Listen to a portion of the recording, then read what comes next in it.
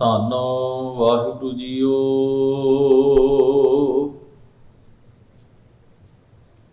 ਗੌੜੀ ਲੱਖ 84 ਜੀ ਜੋਨ ਮਹਿ, ਭ੍ਰਮਤ ਨੰਦ ਬਹੁ ਠਾਕੁਰੇ।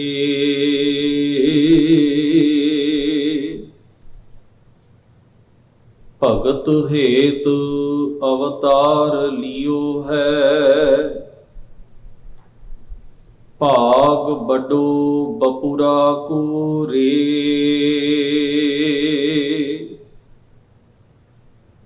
ਤੁਮ ਜੋ ਕਹਿਤ ਹੋ ਨੰਦ ਕੋ ਨੰਦਨਾ, ਨੰਦ ਸੋ ਨੰਦਨ ਕਾਕੂ ਰੇ। ਧਰਨ ਆਕਾਸ਼ ਦਸੋ ਦਿਸ਼ ਨਾਹੀ, ਤਬ ਇਹੋ ਨੰਦ ਕਹਾਂ ਥੂਰੇ। ਰਹਾਉ ਸੰਕਟ ਨਹੀਂ ਪਰੈ, ਜੋਨ ਨਹੀਂ ਆਵੈ, ਨਾਮ ਨਿਰੰਜਨ ਜਾ ਕੋ ਰੇ। ਕਬੀਰ ਕੋ ਸੁਆਮੀ ਐਸੋ ਠਾਕੁਰ, ਜਾ ਕੈ ਮਾਈ ਨਾ ਬਾਪੋਰੇ।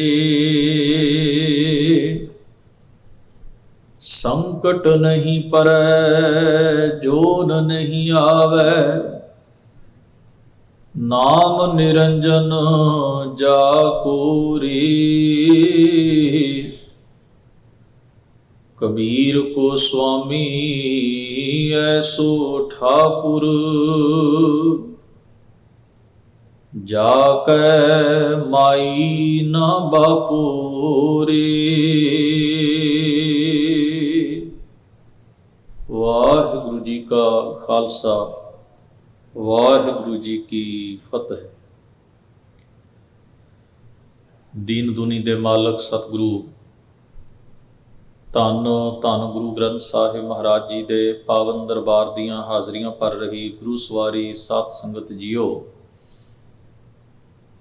ਅਕਾਲ ਪੁਰਖ ਵਾਹਿਗੁਰੂ ਜੀ ਨੇ ਅਪਾਰ ਬਖਸ਼ਿਸ਼ ਕਿਰਪਾ ਕੀਤੀ ਹੈ। ਸਤ ਸੰਗਤ ਰੂਪ ਵਿੱਚ ਗੁਰੂ ਦਰਬਾਰ ਵਿੱਚ ਜੁੜ ਬੈਠਣ ਦਾ ਇਹ ਸੁਭਾਗ ਸਮਾਂ ਪ੍ਰਾਪਤ ਹੋਇਆ ਹੈ। ਪਾਤਸ਼ਾਹ ਜੀ ਦੀ ਪਾਵਨ ਬਾਣੀ ਦੇ ਪਾਠ ਅਤੇ ਕੀਰਤਨ ਆਪ ਜੀ ਨੇ ਬੜੇ ਪ੍ਰੇਮ ਸਤਿਕਾਰ ਸਹਿਤ ਸਰਵਣ ਕੀਤੇ ਹਨ। ਸੋ ਆਪ ਜੀ ਨੇ ਜਿਸ ਪਾਵਨ ਸ਼ਬਦ ਦਾ ਪਾਠ ਸਰਵਣ ਕੀਤਾ ਹੈ, ਗੁਰੂ ਗ੍ਰੰਥ ਸਾਹਿਬ ਮਹਾਰਾਜ ਜੀ ਦੇ ਅੰਕ ਨੰਬਰ 338 39 ਦੇ ਉੱਤੇ ਇਹ ਪਾਵਨ ਸ਼ਬਦ ਭਗਤ ਕਬੀਰ ਜੀ ਦਾ ਉਚਾਰਨ ਕੀਤਾ ਹੋਇਆ ਗੌੜੀ ਰਾਗ ਵਿੱਚ ਦਰਜ ਹੈ। ਸ਼ਬਦ ਉੱਪਰ ਜੋ ਸਿਰਲੇਖ ਹੈ, ਰਾਗ ਆਧਾਰਿਤ ਗੌੜੀ ਅਤੇ ਬੜਾ ਹੀ ਸੰਖੇਪ ਛੋਟਾ ਜਿਹਾ ਹਿੰਦਸਾ 5 ਗੌੜੀ ਦੇ ਨਾਲ ਗੱਗੇ ਦੇ ਨੇੜੇ ਦਰਜ ਹੈ। ਇਸ ਪੋਥੀ ਦੇ ਅੰਦਰ ਤਾਂ ਅਸੀਂ ਇਸ ਤੋਂ ਵਿਚਾਰਵਾਨਾਂ ਦੇ ਜਦੋਂ ਇੱਕ ਕਥਨ ਪੜ੍ਹਦੇ ਹਾਂ ਕਿ ਗੌੜੀ ਦੇ ਨਾਲ 5 ਹਿੰਦਸਾ ਜੋ ਦਰਜ ਹੈ, ਇਸ ਦਾ ਭਾਵ ਹੈ ਅਗਲੇਰੇ ਕੁੱਲ 5 ਸ਼ਬਦ ਜਿਹੜੇ ਹਨ ਉਹ ਭਗਤ ਕਬੀਰ ਜੀ ਦੇ ਇੱਕ ਜੁੱਟ ਸ਼ਬਦਾਂ ਦਾ ਜੋ 5 ਸ਼ਬਦਾਂ ਦਾ ਹੈ ਉਹ ਆਰੰਭ ਹੋਇਆ ਹੈ। ਇਸ ਤੋਂ ਬਾਅਦ ਭਗਤ ਕਬੀਰ ਜੀ ਮਹਾਰਾਜ ਦੀ ਉਚਾਰਨ ਕੀਤੀ ਹੋਈ 52 ਅੱਖਰੀ ਦਾ ਪਾਠ ਆਰੰਭ ਹੋ ਜਾਂਦਾ ਹੈ। ਸੋ ਸ਼ਬਦ ਸਮੁੱਚੇ ਰੂਪ ਵਿੱਚ ਵਿਚਾਰਨ ਉਪਰੰਤ ਪੜ੍ਹਨ ਉਪਰੰਤ ਆਪਾਂ ਨੂੰ ਜੋ ਮੁੱਖ ਭਾਵ ਸ਼ਬਦ ਵਿੱਚ ਭਗਤ ਕਬੀਰ ਜੀ ਮਹਾਰਾਜ ਨੇ ਬਖਸ਼ਿਸ਼ ਕੀਤਾ ਹੈ ਉਹ ਸਮਝ ਪੈਂਦਾ ਹੈ। ਆਪਾਂ ਜਿਸ ਵੇਲੇ ਹਜ਼ੂਰ ਦੀ ਪਾਵਨ ਬਾਣੀ ਨੂੰ ਪੜ੍ਹਦੇ ਹਾਂ, ਮੰਗਲਾਚਰਨ ਜਿਸ ਨੂੰ ਆਪਾਂ ਪ੍ਰਚਲਿਤ ਨਾਉ ਥੱਲੇ ਮੂਲ ਮੰਤਰ ਆਖਦੇ ਹਾਂ, ਇਸ ਦਾ ਅਰਥ ਹੈ ਮੁੱਢਲਾ ਉਪਦੇਸ਼ ਅਕਾਲ ਪੁਰਖ ਵਾਹਿਗੁਰੂ ਦਾ ਜੋ ਸਰੂਪ ਬਿਆਨ ਕੀਤਾ ਹੈ ਸਤਿਗੁਰੂ ਮਹਾਰਾਜ ਨੇ, ਉਹ ਮੰਗਲਾਚਰਨ ਵਿੱਚ ਸੁਭਾਇਮਾਨ ਹੈ। ਗੁਰੂ ਗ੍ਰੰਥ ਸਾਹਿਬ ਜੀ ਦੀ ਬਾਣੀ ਦੇ ਅੰਦਰ ਥਾਂ ਪੁਰ ਥਾਂ ਵੱਖ-ਵੱਖ 4 ਰੂਪਾਂ ਦੇ ਵਿੱਚ ਮੰਗਲਾਚਰਨ ਆਉਂਦਾ ਹੈ। ਇੱਕ ਓੰਕਾਰ ਤੋਂ ਲੈ ਕੇ ਗੁਰਪ੍ਰਸਾਦ ਤੱਕ, ਇੱਕ ਓੰਕਾਰ ਸਤਿਨਾਮ ਕਰਤਾ ਪੁਰਖ ਗੁਰਪ੍ਰਸਾਦ, ਇੱਕ ਓੰਕਾਰ ਸਤਿਗੁਰ ਪ੍ਰਸਾਦ। ਇਸ ਤਰ੍ਹਾਂ ਕਰਕੇ 4 ਰੂਪਾਂ ਦੇ ਅੰਦਰ ਗੁਰੂ ਗ੍ਰੰਥ ਸਾਹਿਬ ਦੇ ਅੰਦਰ ਮੰਗਲਾਚਰਨ ਦਰਜ ਹੈ। ਬਾਰ-ਬਾਰ ਗੁਰੂ ਸਾਹਿਬ ਜੀ ਨੇ ਇਸ ਨੂੰ ਦਰਜ ਕਿਉਂ ਕੀਤਾ ਹੈ? ਮੁਕੰਮਲ ਮੰਗਲਾਚਰਨ ਦਾ ਸਰੂਪ ਇੱਕ ਓੰਕਾਰ ਤੋਂ ਗੁਰਪ੍ਰਸਾਦ ਤੱਕ ਹੈ, ਪਰ ਬਾਕੀ ਇਸ ਦੇ 3 ਜਿਹੜੇ ਰੂਪ ਹੋਰ ਆਉਂਦੇ ਹਨ ਉਹ ਸੰਖੇਪ ਹਨ। ਤੋ ਪ੍ਰਸ਼ਨ ਇਹ ਹੈ, ਹਜ਼ੂਰ ਨੇ ਇਸ ਨੂੰ ਬਾਰ-ਬਾਰ ਹਰ ਬਾਣੀ ਦੇ ਉੱਤੇ, ਸ਼ਬਦਾਂ ਦੇ ਆਰੰਭ ਦੇ ਉੱਤੇ, ਰਾਗ ਦੀ ਆਰੰਭਤਾ ਦੇ ਉੱਤੇ, ਵਿਸ਼ੇਸ਼ ਬਾਣੀਆਂ ਦੇ ਉੱਤੇ ਕਿਉਂ ਦਰਜ ਕੀਤਾ ਹੈ? ਕਿਉਂਕਿ ਇਸ ਮੰਗਲਾਚਰਨ ਦੇ ਵਿੱਚ ਹੀ ਗੁਰਬਾਣੀ ਦੀ ਸਾਰੀ ਅਰਥਾਵਲੀ ਲੁਕੀ ਹੋਈ ਹੈ। ਇਸ ਨੂੰ ਅਸੀਂ ਬੇਸਿਕ ਥਾਟ ਆਖਦੇ ਹਾਂ, ਮੁੱਖ ਵਿਚਾਰ ਜੋ ਗੁਰੂ ਗ੍ਰੰਥ ਸਾਹਿਬ ਦਾ ਹੈ। ਮਹਾਰਾਜ ਨੇ ਬਾਣੀ ਦੇ ਅੰਦਰ ਪਰਮੇਸ਼ਰ ਦੇ ਵੱਖਰੇ ਵੱਖਰੇ ਨਾਵਾਂ ਦੀ ਵਰਤੋਂ ਕੀਤੀ ਹੈ, ਜਿਹੜੇ ਪ੍ਰਚਲਿਤ ਸਨ ਗੁਰੂ ਸਾਹਿਬਾਂ ਤੋਂ ਪਹਿਲਾਂ, ਭਗਤ ਸਾਹਿਬਾਨਾਂ, ਇਹਨਾਂ ਮਹਾਂਪੁਰਖਾਂ ਤੋਂ ਪਹਿਲਾਂ। ਕੁਝ ਸ਼ਬਦ ਜਿਹੜੇ ਸਨ ਉਹ ਭਾਰਤੀ ਪਰੰਪਰਾ ਦੇ ਵਿੱਚ ਪ੍ਰਚਲਿਤ ਸਨ, ਕੁਝ ਅਰਬ ਦੇ ਮੁਲਕਾਂ ਤੋਂ ਇਸਲਾਮੀ ਕਲਚਰ, ਇਸਲਾਮੀ ਸੱਭਿਆਚਾਰ ਦੇ ਰਾਹੀਂ ਆਏ। ਉਹਨਾਂ ਵਿੱਚ ਆਪਾਂ ਪੜ੍ਹਦੇ ਹਾਂ ਰਹੀਮ, ਕਰੀਮ, ਪਰਵਦਗਾਰ, ਖੁਦਾ, ਅੱਲਾਹ। ਇਹ ਅਜਿਹੇ ਸ਼ਬਦ ਜਿਹੜੇ ਹਨ ਇਹ ਇਸਲਾਮੀ ਕਲਚਰ ਦੇ ਵਿੱਚੋਂ ਅੱਗੇ ਤੋਂ ਅੱਗੇ ਸਫ਼ਰ ਕਰਦੇ ਹਾਂ ਭਾਰਤ ਵਿੱਚ ਪਹੁੰਚੇ। ਬਾਕੀ ਜਿਹੜੇ ਸ਼ਬਦ ਹੋਰ ਅਸੀਂ ਪੜ੍ਹਦੇ ਹਾਂ, ਹਰੀ ਹੈ, ਰਾਮ ਹੈ, ਕਿਸ਼ਨ ਹੈ, ਵਾਸੁਦੇਵ ਹੈ, ਗੋਵਰਧਨ ਹੈ, ਬੀਠਲ ਹੈ, ਰਿਖੀਕੇਸ਼ ਹੈ, ਧਰਣੀਧਰ ਹੈ, ਮਨੋਹਰ ਹੈ, ਬਹੁਤ ਸਾਰੇ ਸ਼ਬਦ। ਇਹ ਸਾਰੇ ਦੇ ਸਾਰੇ ਸ਼ਬਦ ਜਿਹੜੇ ਨੇ ਭਾਰਤੀ ਮੱਤਾਂ ਵਿੱਚ ਪ੍ਰਚਲਿਤ ਸਨ, ਸੰਪਰਦਾਵਾਂ ਵਿੱਚ, ਗ੍ਰੰਥਾਂ ਵਿੱਚ ਇਹਨਾਂ ਦਾ ਉਲੇਖ ਹੈ। ਤੋ ਸ਼ਬਦ ਜਿਹੜਾ ਹੈ ਉਹ ਕਿਸੇ, ਕੋਈ ਵੀ ਲਫ਼ਜ਼ ਜਾਂ ਕੋਈ ਨਾਂ ਜਿਹੜਾ ਹੈ ਉਹਦੀ ਹੋਂਦ ਪਹਿਲਾਂ ਤੋਂ ਹੀ ਹੁੰਦੀ ਹੈ। ਉਹ ਬੋਲੀ ਦਾ ਹਿੱਸਾ ਹੁੰਦਾ ਹੈ, ਲੋਕ ਉਹਨੂੰ ਜੋੜ ਤੋੜ ਕਰਕੇ ਵਰਤਦੇ ਰਹਿੰਦੇ ਨੇ। ਤੋ ਕੋਈ ਲਫ਼ਜ਼ ਜਿਹੜਾ ਉਹ ਕਿਸੇ ਦਾ, ਇਉਂ ਕਹਿ ਲਓ ਕਿ ਉਹਦਾ ਅਰਥ ਕਿਸੇ ਸੱਭਿਆਚਾਰ ਵਿੱਚ ਕੀ ਹੈ ਇਹ ਸਮਝਣਾ ਜ਼ਰੂਰੀ ਹੁੰਦਾ ਹੈ। ਕਿਉਂਕਿ ਉਸੇ ਸ਼ਬਦ ਨੂੰ ਦੂਜੀ ਜਗ੍ਹਾ ਦੇ ਉੱਤੇ, ਜਿਵੇਂ ਇੱਕ ਨਾਂ ਦੇ 2 ਵਿਅਕਤੀ ਸੰਗਤ ਵਿੱਚ ਬੈਠੇ ਹੋਣ, ਨਾਮ ਉਹਨਾਂ ਦਾ ਸੇਮ ਹੈ, ਇੱਕੋ ਜਿਹੇ ਅੱਖਰਾਂ ਨਾਲ ਲਿਖਿਆ ਜਾਂਦਾ ਹੈ, ਪਰ ਉਹ ਵਿਅਕਤੀ 2 ਨੇ। 2 ਵਿਅਕਤੀਆਂ ਦਾ ਇੱਕ ਨਾਮ ਹੋ ਸਕਦਾ ਹੈ ਤੇ ਇੱਕ ਨਾਮ ਦੇ 2 ਵਿਅਕਤੀ ਹੋ ਸਕਦੇ। ਤੋ ਜਿਸ ਵੇਲੇ ਅਸੀਂ ਨਾਮ ਲੈ ਕੇ ਬੁਲਾਵਾਂਗੇ, ਹੋ ਸਕਦਾ ਉਹ ਦੋਵੇਂ ਹੀ ਉੱਠ ਕੇ ਖੜੇ ਹੋ ਜਾਣ, ਦੋਵੇਂ ਹੀ ਆ ਕੇ ਮਿਲਣ, ਜੀ ਮੇਰਾ ਨਾਮ ਹੀ ਇਹੋ ਹੀ ਹੈ। ਤਾਂ 2 ਵਿਅਕਤੀ ਵੱਖਰੇ ਵੱਖਰੇ ਹੋਣਗੇ। ਇਹ ਨਹੀਂ ਵੀ ਜੇ ਨਾਂ ਇੱਕ ਹੈ ਤੇ ਵਿਅਕਤੀ ਵੀ ਇੱਕ ਹੀ ਹੋਏਗਾ, ਇੱਕ ਨਾਂ ਦੇ 2 ਵਿਅਕਤੀ ਹੋ ਸਕਦੇ ਨੇ। ਇਸ ਵਾਸਤੇ ਜਿਹੜਾ ਸ਼ਬਦ ਹੈ, ਕੋਈ ਨਾਉ ਹੈ, ਉਸ ਦੇ ਕਈ ਅਰਥ ਹੋ ਸਕਦੇ ਨੇ। ਕੋਈ ਉਸ ਨੂੰ ਕਿਸੇ ਅਰਥਾਂ ਵਿੱਚ ਗ੍ਰਹਿਣ ਕਰਦਾ ਹੈ, ਕੋਈ ਇਸ ਨੂੰ ਕਿਸੇ ਅਰਥਾਂ ਵਿੱਚ। ਭਾਈ ਕਾਹਨ ਸਿੰਘ ਜੀ ਨਾਭਾ ਲਿਖਦੇ ਨੇ, ਅੱਲਾ ਸ਼ਬਦ ਜਿਹੜਾ ਹੈ, ਅੱਜ ਕਿਸੇ ਅਸੀਂ ਮੁਸਲਮਾਨ ਭਰਾ ਨੂੰ ਪੁੱਛੀਏ ਕਿ ਅੱਲਾ ਕੌਣ ਹੈ, ਉਸ ਦੀ ਡੈਫੀਨੇਸ਼ਨ ਦੇਗਾ, ਜੋ ਲਾ ਸ਼ਰੀਕ ਹੈ, ਲਾ ਮਕਾਨ ਹੈ। ਫਿਰ ਉਹਨੂੰ ਤੁਸੀਂ ਪੁੱਛੋ ਵੀ ਅੱਲਾ ਦੀ ਕੋਈ ਮੂਰਤੀ ਤਸਵਰ ਘੜੀ ਜਾ ਸਕਦੀ ਹੈ, ਬਣਾਈ ਜਾ ਸਕਦੀ? ਉਹ ਕਹੇਗਾ ਬਿਲਕੁਲ ਨਹੀਂ। ਅੱਲਾ ਤਾਂ ਸਾਰੀ ਕਾਇਨਾਤ ਵਿੱਚ ਹੈ, ਉਸ ਦੀ ਕੋਈ ਮੂਰਤੀ ਜਾਂ ਬੁੱਤ ਨਹੀਂ ਤਰਾਸ਼ਿਆ ਜਾ ਸਕਦਾ। ਹੁਣ ਅੱਲਾ ਦੇ ਅਰਥ ਜੋ ਕੁਰਾਨੇ ਪਾਕ ਨੇ ਕੀਤੇ, ਜੋ ਇਸਲਾਮ ਦੀ ਧਾਰਾ ਨੇ ਕੀਤੇ, ਉਹ ਬਿਲਕੁਲ ਡਿਫਰੈਂਟ ਨੇ। ਉਹਨਾਂ ਮੁਤਾਬਕ ਅੱਲਾ ਕੋਈ ਇਨਸਾਨ ਨਹੀਂ ਹੈ। ਉਹਨਾਂ ਮੁਤਾਬਕ ਅੱਲਾ ਨਾ ਜੰਮਦਾ ਹੈ ਨਾ ਮਰਦਾ ਹੈ। ਅੱਲਾ ਦਾ ਕੋਈ ਰੂਪ ਰੰਗ ਬਣਾ ਕੇ ਪੇਸ਼ ਨਹੀਂ ਕੀਤਾ ਜਾ ਸਕਦਾ ਵੀ ਉਹਦਾ ਕੋਈ ਬੁੱਤ ਘੜਿਆ ਜਾ ਸਕੇ ਵੀ ਉਹ ਇਹੋ ਜਿਹਾ। ਪਰ ਇਸ ਤੋਂ ਪਹਿਲਾਂ, ਇਸਲਾਮ ਦੇ ਉਦੈ ਹੋਣ ਤੋਂ ਪਹਿਲਾਂ, ਅੱਲਾ ਸ਼ਬਦ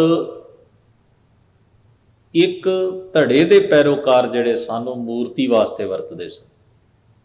ਹੁਣ ਉਹਨਾਂ ਵਾਸਤੇ ਅੱਲਾ ਇੱਕ ਮੂਰਤੀ ਹੈ, ਪਰ ਇਸਲਾਮ ਵਿੱਚ ਅੱਲਾ ਕੋਈ ਮੂਰਤੀ ਨਹੀਂ ਹੈ। ਸਰਵ ਸ਼ਕਤੀਮਾਨ ਵਾਹਿਦ ਇੱਕ ਐਸੀ ਸੱਤਾ ਹੈ ਜਿਹੜੀ ਕੁੱਲ ਕਾਇਨਾਤ ਨੂੰ ਬਣਾਉਣ ਵਾਲੀ, ਚਲਾਉਣ ਵਾਲੀ ਤੇ ਨਾਸ਼ ਕਰਨ ਵਾਲੀ।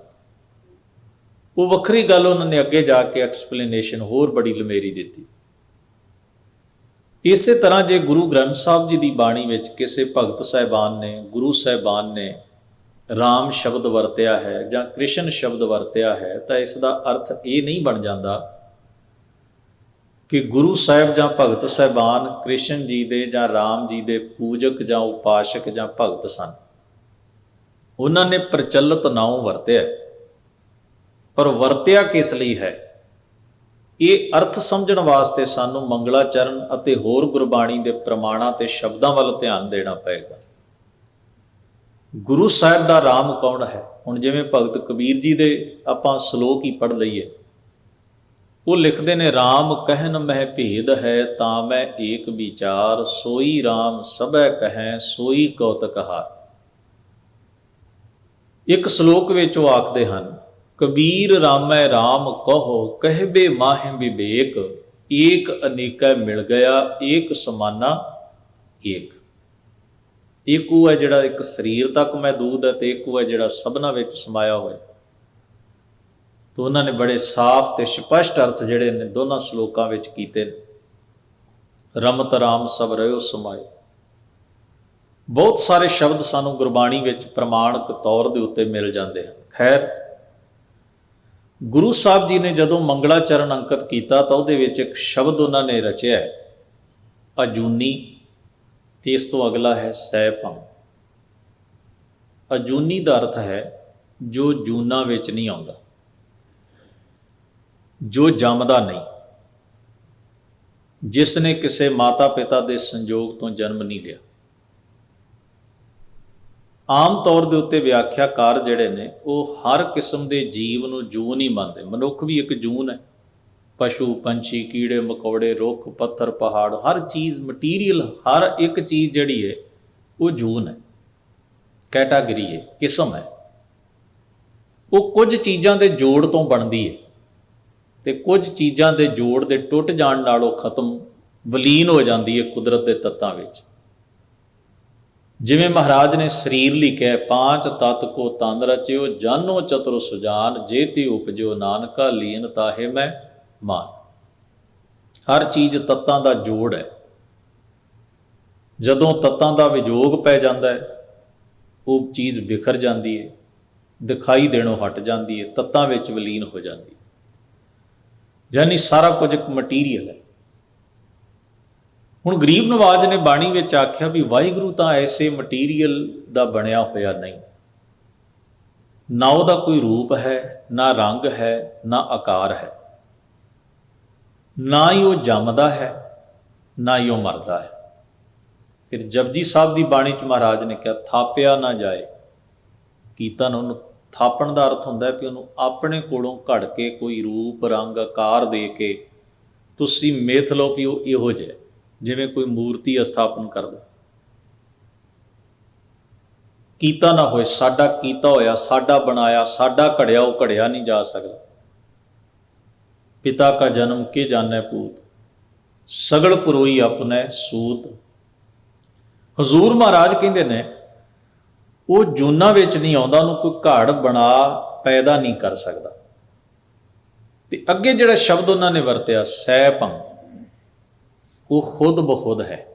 ਉਹਦੀ ਹਸਤੀ ਕਿਸੇ ਵੀ ਹੋਰ ਚੀਜ਼ ਦੀ ਮੁਤਾਜ ਨਹੀਂ, ਵੀ ਕੋਈ ਉਹਨੂੰ ਘੜਦਾ ਜਾਂ ਕਿਸੇ ਸਹਾਰੇ ਦੇ ਨਾਲ ਉਹ ਖੜਾ ਹੈ। ਉਹਦਾ ਵਜੂਦ ਆਪਣੇ ਆਪ ਤੋਂ ਹੈ, ਖੁਦ ਬਖੁਦ। ਹੁਣ ਇਸ ਵਾਸਤੇ ਮਹਾਰਾਜ ਨੇ ਜਦੋਂ ਇਹ ਦੋ ਸ਼ਬਦ, ਇਹ ਵਾਕ ਬੜੇ ਅਹਿਮ ਨੇ, ਜਿਹਦੀ ਵਿਆਖਿਆ ਇਸ ਪਾਵਨ ਸ਼ਬਦ ਵਿੱਚ ਹੈ।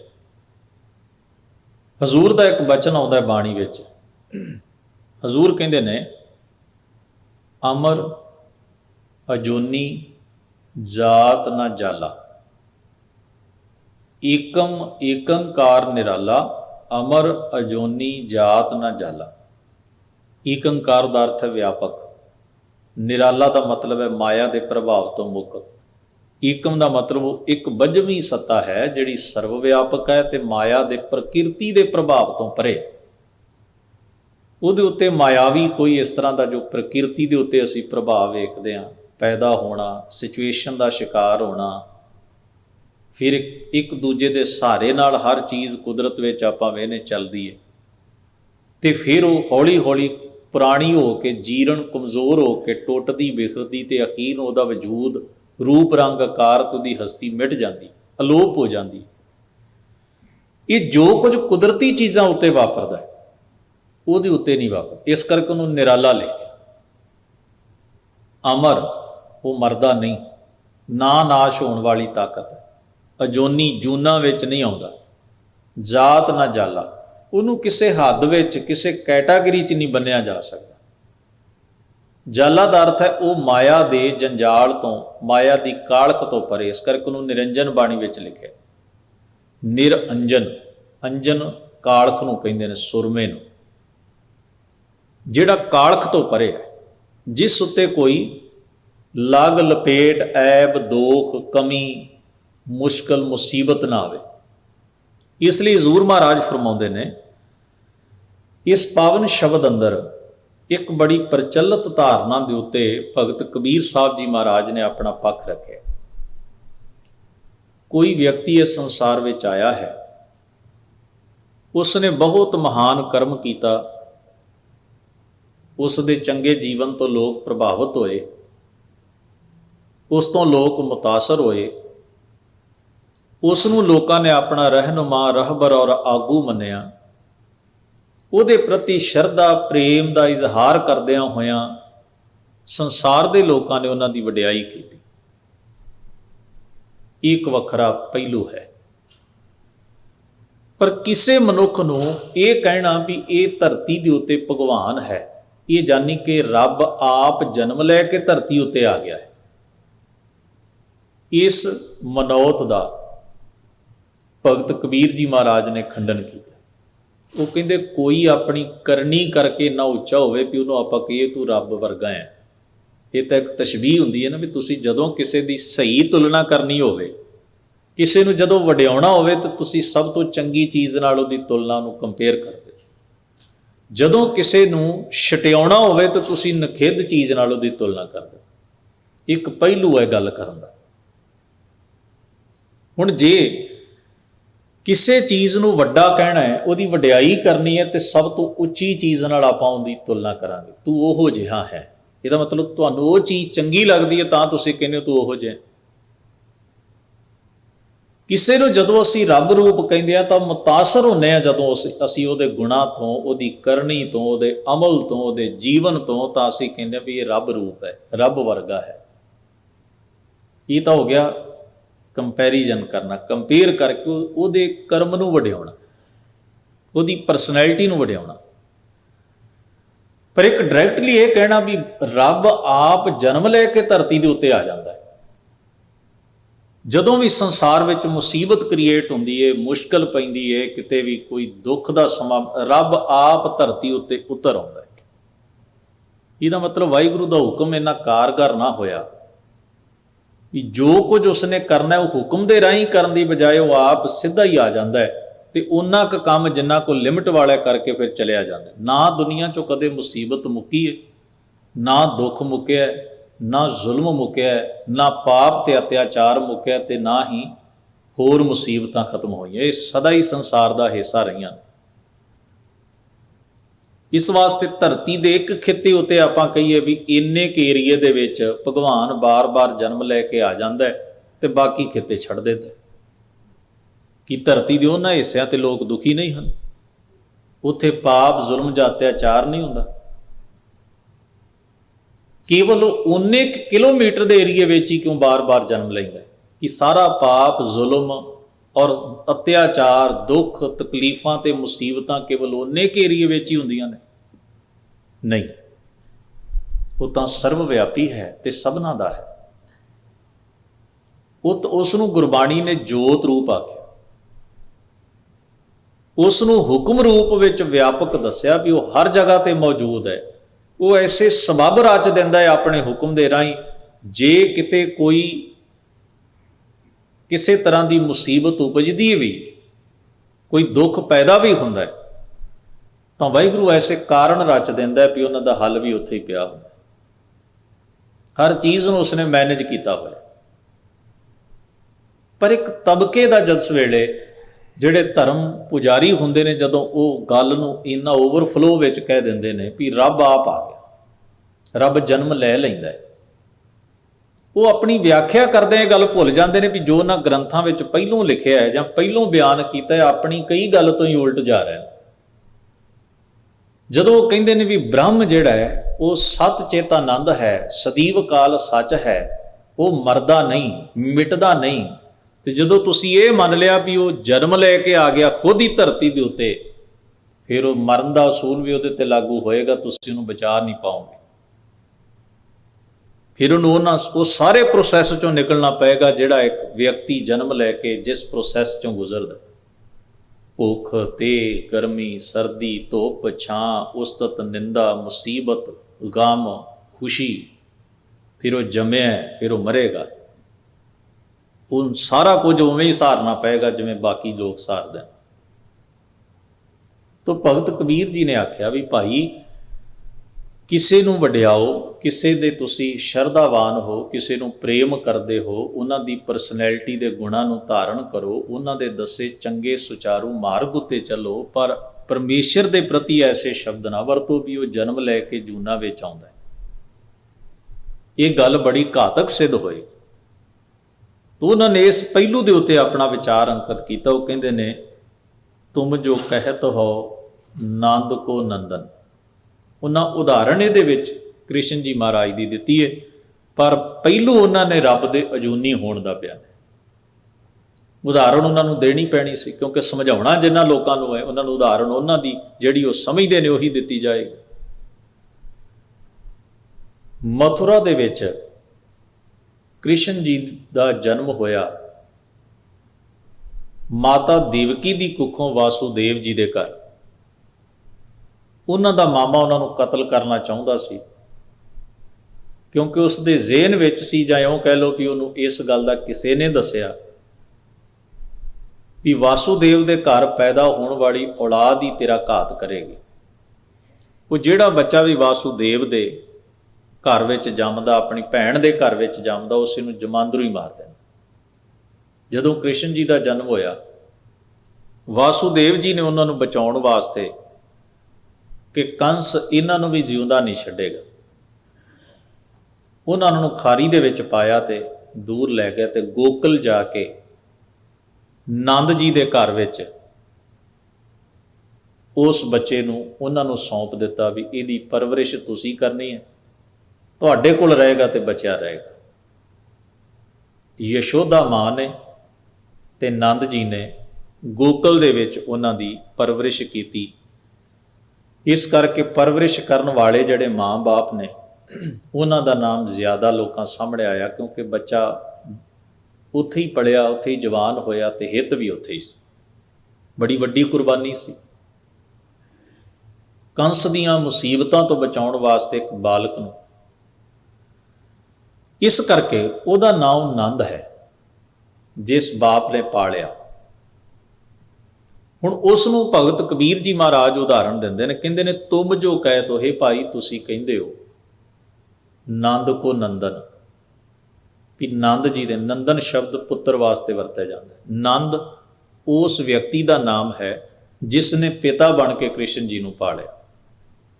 ਹੇ ਭਾਈ ਤੁਸੀਂ ਜੋ ਇਹ ਗੱਲ ਆਖਦੇ ਹੋ ਕਿ ਨੰਦ ਜੀ ਦੇ ਸੁਪੁੱਤਰ ਹਨ ਕ੍ਰਿਸ਼ਨ ਜੀ ਮਹਾਰਾਜ, ਤੇ ਤੁਸੀਂ ਉਹਨਾਂ ਨੂੰ ਇੱਕ ਆਲਾ ਧਾਰਮਿਕ ਵਿਅਕਤੀ ਦਾ ਰੁਤਬਾ ਦੇਣ ਦੀ ਬਜਾਏ ਉਹਨਾਂ ਨੂੰ ਇਹ ਕਹਿੰਦੇ ਹੋ ਵੀ ਰੱਬ ਆਪ ਧਰਤੀ ਦੇ ਉੱਤੇ ਆਇਆ। ਫਿਰ ਉਹ ਅਗਲਾ ਸਵਾਲ ਉਠਾਉਂਦੇ ਨੇ, ਨੰਦ ਸੋ ਨੰਦਨ ਕਾ ਕੋਰੇ, ਨੰਦ ਜੀ ਕਿਸ ਦੇ ਪੁੱਤਰ ਸਨ? ਕ੍ਰਿਸ਼ਨ ਜੀ ਤਾਂ ਹੋ ਗਏ ਨੰਦ ਦੇ ਪੁੱਤਰ, ਭਗਵਾਨ ਹੋ ਗਿਆ ਇੱਕ ਨੰਦ ਦਾ ਪੁੱਤਰ। ਰੱਬ ਆਪ ਆਇਆ ਤੇ ਉਹ ਨੰਦ ਦਾ ਪੁੱਤਰ ਬਣ ਗਿਆ। ਤੇ ਨੰਦ ਅੱਗੇ ਕਿਸ ਦਾ ਪੁੱਤਰ ਹੋਇਆ? ਭਾਵ ਤੁਸੀਂ ਐਵੇਂ ਰੱਬ ਦੀ ਅੱਲ ਚਲਾਓਗੇ ਵੀ ਆ ਉਹਦਾ ਬਾਪ ਹੈ, ਆ ਉਹਦਾ ਦਾਦਾ ਹੈ, ਆ ਉਹਦਾ ਪੜਦਾਦਾ ਹੈ, ਉਹਦਾ ਨਗੜ ਦਾਦਾ ਹੈ, ਇਵੇਂ ਤਾਂ ਰੱਬ ਦੀ ਇੱਕ ਪੀੜ੍ਹੀ ਚੱਲ ਪਏਗੀ। ਤੋ ਰੱਬ ਦਾ ਵੀ ਬਾਪ ਹੋਇਆ, ਰੱਬ ਦਾ ਵੀ ਦਾਦਾ ਹੋਇਆ, ਰੱਬ ਦਾ ਵੀ ਪੜਦਾਦਾ ਹੋਇਆ। ਫਿਰ ਵੱਡਪਣ ਕਿਹਦਾ ਹੋਇਆ? ਵਡਿਆਈ ਕਿਹਦੀ ਹੋਈ? ਪੈਦਾ ਕਰਨ ਵਾਲਾ ਕੌਣ ਹੋਇਆ? ਸਿਰਜਣ ਵਾਲਾ ਕੌਣ ਹੋਇਆ? ਇਹ ਤੇ ਪਰਮੇਸ਼ਰ ਦੀ ਵਡਿਆਈ ਨਹੀਂ। ਫਿਰ ਫਰਮਾਉਂਦੇ ਨੇ ਧਰਤ ਆਕਾਸ਼ ਦਸੋ ਦਿਸ਼ ਨਾਹੀਂ। ਜਦੋਂ ਨਾ ਧਰਤੀ ਸੀ, ਨਾ ਆਕਾਸ਼ ਸੀ, ਨਾ ਦਸੇ ਦਿਸ਼ਾਵਾਂ ਸਨ, ਤਾਬੇ ਨੰਦ ਕਹਾਂ ਥੋਰੇ। ਭਗਵਾਨ ਪਰਮੇਸ਼ਰ ਤਾਂ ਉਦੋਂ ਵੀ ਸੀ, ਪਰ ਉਸ ਵੇਲੇ ਨੰਦ ਜੀ ਤੇ ਮੌਜੂਦ ਨਹੀਂ ਸਨ। ਧਰਤੀ ਨਹੀਂ ਸੀ, ਆਕਾਸ਼ ਨਹੀਂ ਸੀ, ਕੋਈ ਕੁਦਰਤ ਦੀ ਚੱਕਰ ਚੇਨ ਹੀ ਨਹੀਂ ਸੀ। ਭਗਵਾਨ ਪਰਮੇਸ਼ਰ ਦੀ ਹੋਂਦ ਤਦੋਂ ਵੀ ਸੀ, ਪਰ ਨੰਦ ਜੀ ਉਦੋਂ ਨਹੀਂ ਸਨ, ਜਿਨ੍ਹਾਂ ਨੂੰ ਤੁਸੀਂ ਭਗਵਾਨ ਦਾ ਪਿਤਾ ਕਹਿੰਦੇ ਹੋ। ਫਿਰ ਉਹ ਫਰਮਾਉਂਦੇ ਨੇ ਲੱਖ 84 ਜੀ ਜੋਨ ਮੈਂ ਭ੍ਰਮਤ ਨੰਦ ਬਹੁ ਥਾਕੋ ਰੇ। ਕਹਿੰਦੇ ਨੇ 84 ਲੱਖ ਜੀਵਾਂ ਦੀਆਂ ਜੂਨਾਂ ਦੇ ਵਿੱਚੋਂ ਭਟਕਦਿਆਂ ਹੋਇਆ ਤੁਹਾਡਾ ਇਹ ਮੰਨਣਾ ਹੈ ਵੀ ਜਿਹੜਾ ਮਨੁੱਖਾ ਜਨਮ ਬੰਦੇ ਨੂੰ ਮਿਲਦਾ ਹੈ ਉਹ 84 ਲੱਖ ਜੂਨਾਂ ਵਿੱਚੋਂ ਨਿਕਲਣ ਤੋਂ ਬਾਅਦ ਮਿਲਦਾ। ਜਿਹਦਾ ਮਤਲਬ ਨੰਦ ਜੀ ਨੂੰ ਵੀ 84 ਲੱਖ ਜੂਨਾਂ ਦਾ ਸਫ਼ਰ ਤੈਅ ਕਰਨ ਤੋਂ ਬਾਅਦ ਇਹ ਜਨਮ ਮਿਲਿਆ। 84 ਲੱਖ ਜੂਨਾਂ ਦਾ ਪੈਂਡਾ ਤੈਅ ਕਰਨ ਤੋਂ ਬਾਅਦ ਇਹ ਜਨਮ ਮਿਲਿਆ ਤੇ ਉਹ ਨੰਦ ਦੇ ਰੂਪ ਵਿੱਚ, ਵਿਅਕਤੀ ਦੇ, ਇਨਸਾਨ ਦੇ ਰੂਪ ਵਿੱਚ ਧਰਤੀ ਤੇ ਉਹਨਾਂ ਨੇ ਜਨਮ ਲਿਆ, ਗੋਕਲ ਦੇ ਵਿੱਚ। ਫਿਰ ਕਹਿੰਦੇ ਹਨ ਭਗਤ ਹੇਤ ਅਵਤਾਰ ਲਿਓ ਹੈ, ਭਾਗ ਵੱਡੋ ਬਪੁਰਾ ਕੋਰੇ। ਤੁਸੀਂ ਕਹਿੰਦੇ ਉਹਨਾਂ ਦੇ ਵੱਡੇ ਭਾਗ ਸਨ ਤੇ ਭਗਤ ਹੇਤ ਉਹਨਾਂ ਦੀ ਭਗਤੀ ਨੂੰ ਫਲ ਪਿਆ ਤੇ ਪਰਮੇਸ਼ਰ ਆਪ ਉਹਨਾਂ ਦੇ ਗ੍ਰਹਿ ਵਿਖੇ ਆ ਕੇ ਪ੍ਰਕਾਸ਼ਮਾਨ ਹੋ ਕੇ ਉਹਨੇ ਜਨਮ ਲੈ ਲਿਆ। ਤੋ ਰੱਬ ਜੂਨਾ ਚਾਹ ਗਿਆ। ਭਾਈ ਗੁਰਦਾਸ ਜੀ ਵਰਗੇ ਮਹਾਂਪੁਰਖ ਆਪਣੇ ਕਵਿੱਤ ਵਿੱਚ ਲਿਖਦੇ ਨੇ, ਉਹ ਕਹਿੰਦੇ ਕਿਸੇ ਵੀ ਮਹਾਨ ਵਿਅਕਤੀ ਦਾ ਜਨਮ ਦਿਨ ਮਨਾਓ, ਉਹਦੀ ਕਰਨੀ ਦਾ ਦਿਨ ਮਨਾਓ, ਉਸ ਤੇ ਇਕਤਾਦ ਪ੍ਰੇਮ ਰੱਖੋ, ਇਹ ਅਲੱਗ ਵਿਸ਼ਾ ਹੈ। ਇਸਲਾਮ ਵਿੱਚ ਹਜ਼ਰਤ ਮੁਹੰਮਦ ਸਾਹਿਬ ਦਾ ਵੀ ਜੋ ਰੁਤਬਾ ਹੈ, ਜਿਵੇਂ ਉਹ ਉਹਨਾਂ ਦਾ ਨਾਮ ਲੈਂਦੇ ਨੇ, ਜਿਸ ਤਰ੍ਹਾਂ ਉਹਨਾਂ ਦਾ ਨਾਮ ਲਿਖਦੇ ਨੇ, ਦੁਨੀਆ ਦੀਆਂ ਤਮਾਮ ਤਹਿਜ਼ੀਬਾਂ ਦੇ ਵਿੱਚੋਂ ਉਹਨਾਂ ਦਾ ਤਰੀਕਾ ਸਭ ਤੋਂ ਉੱਚਾ ਹੈ। ਉਹ ਸਾਡੇ ਵਾਂਗ ਨਹੀਂ ਵੀ ਜੁੱਤੀਆਂ ਦੀ ਦੁਕਾਨ ਦਾ ਨਾਂ ਵੀ ਰੱਖਣਾ ਤੇ ਗੁਰੂਆਂ ਦੇ ਨਾਂ ਤੇ ਰੱਖ ਲਓ। ਜੇ ਅਸੀਂ ਗੁਰੂ ਸਾਹਿਬਾਂ ਦਾ ਨਾਮ ਲਿਖਦੇ ਵੀ ਹੋਈਏ ਤੇ ਅਸੀਂ ਇਵੇਂ ਲਿਖਦੇ ਹਾਂ ਵੀ ਜਿਵੇਂ ਆਪਣੇ ਬੱਚਿਆਂ ਦਾ ਨਾਮ ਸੱਦੀਦਾ। ਉਹ ਜਦੋਂ ਨਾਮ ਲਿਖਣਗੇ ਤੇ ਉਹਨਾਂ ਦੇ ਲਿਖਣ ਦਾ ਢੰਗ, ਜੇ ਉਹ ਹਜ਼ੂਰ ਵੀ ਲਿਖਣਗੇ ਨਾ, ਕੱਲਾ ਹਜ਼ੂਰ, ਤੇ ਉੱਤੇ ਇੱਕ ਇਸ਼ਾਰਾ ਪਾਉਣਗੇ ਵੀ ਪੜ੍ਹਨ ਵਾਲਾ ਇਹਨੂੰ ਪੂਰਾ ਪੜ੍ਹੇ। ਹਜ਼ਰਤ ਮੁਹੰਮਦ ਸੱਲੱਲਾਹੁ अलैहि वसल्लम पढ़े। खैर उन्होंने ये नहीं कहा भी हज़रत मुहम्मद साहब खुदा ने, उन्होंने कहा रसूल अल्लाह ने, नबी ने, पैगंबर इस्लाम ने। बड़े रुतबे ने, पर अल्लाह ने कहा। सतगुरु सच्चे पातशाह ने बाणी में इसे करके एक कथन लिखा है भी वो जूना च नहीं आता। भगत कबीर जी ने पक्ष समझाया पहला अपने आले दुआले दे लोकां नूं, भारती समाज नूं, और उन्होंने ताइयों कहा। और भाई गुरदास जी इन्हां सारियां थावां ते घुमे सन। उन्हां दा वड्डापण इस भी गुरबाणी दे पहलुआं दी बड़ी खूबसूरत व्याख्या उन्होंने अपनी वारां ते कवितां विच कीती। एक जगह ते वो लिखदे ने जाको नाम है अजूनी कैसे के जन्म ली, जिहदा नाम अजूनी है उन्हें जन्म किवें ले लिया।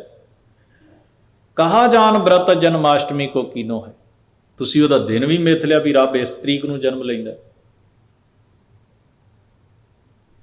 जिवें हजूर ने बाणी च लिखिआ पंचम पातशाह ने, सगली थीत पास डार राखी, अष्ट थीत जन्मा गोविंद सी, भरम भूले नर करत कचरायण, जन्म मरण ते रहत नरायण, कर पंजीर खुआयो तोर। ਉਹ ਜਨਮ ਨਾ ਮਰੈ ਰੇ ਸਾਕਤ ਢੋਰ। ਸਗਲ ਪਰਾਧ ਦੇ ਲੋ ਰੋਨੀ, ਸੋ ਮੁਖ ਜਲੋ ਜਿਤ ਕਹੈ ਠਾकुर ਜੋਨੀ।